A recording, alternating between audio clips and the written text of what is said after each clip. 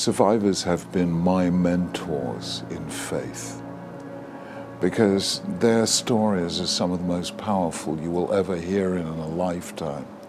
How they kept through, how they came through, how they carried on living, how they were able to affirm life, and how so many of them, in one way or another, wrote a commentary to the line, though I walk through the valley of the shadow of death, I will fear no evil, for you are with me. This is just mind-blowing. It's moving beyond belief, and we who come after should be inspired by that. They may have literally lost their entire families, but somehow they knew there is a road from here to hope.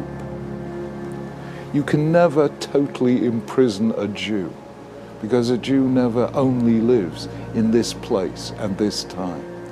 Somebody once said, Etre ailleurs, being somewhere else, is the Jewish condition. A Jew is connected by bonds of memory to Abba and Ima and Bubba and Zayda. A Jew is connected in hope to generations yet unborn. And that is one of the reasons you can't imprison a Jewish spirit. If you only believe in this world, then you could be imprisoned in this world. If you only believe in this time, you can be imprisoned in this time. But a Jew lives in the distant past and the equally distant future. And somehow or other, that desire to keep the continuity going, that just as you received this from your parents, one day you will be zocher to give it to your children. That kind of thing sustains people in dark times. You know, there is a very famous passage in the Gemara that says, Hai babloi tipshoi, these silly Babylonians, dekai me kama araisa, velo kane kama gavra rabba. They stand up when a Sefer Torah passes, but they don't stand up when a great human being passes. What is the Gemara saying? It is saying that there are some great human beings who are living Sifrei Torah. And we have to learn from them as we would learn from a Sefer Torah. That itself is a living Mussar lesson. You want to learn Mussar? Spend time in the company of survivors.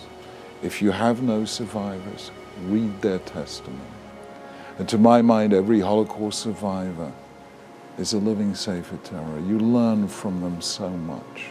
The single most powerful message that comes to me out of the life of survivors is Uvocharto v'chaim.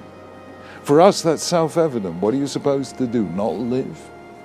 But for somebody for whom every single day is fraught with trauma, with almost unbearable memories, to have faith in life, and you will not find any people in the world with a greater passion for life than the Holocaust survivors.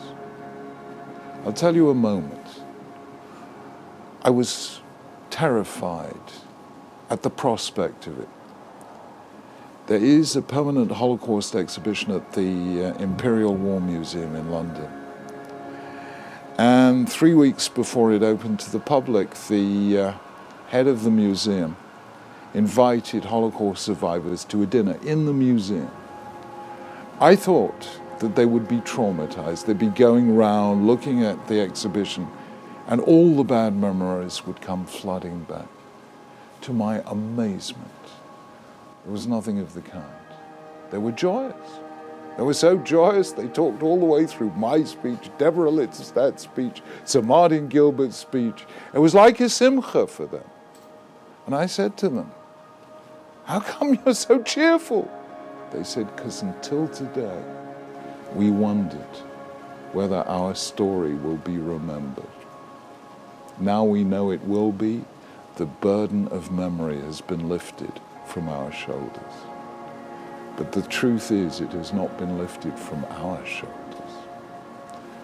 What 1/3 of our people died for, we must live for.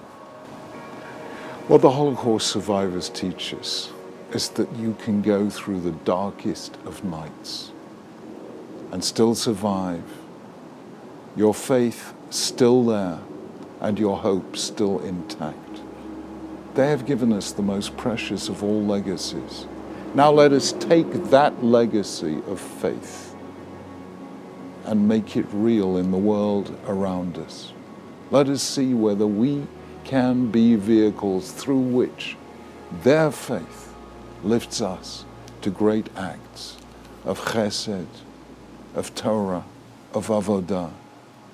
And so we can find ourselves in a situation in which the light of Judaism shines instead of being almost extinguished as it was then. We have work to do.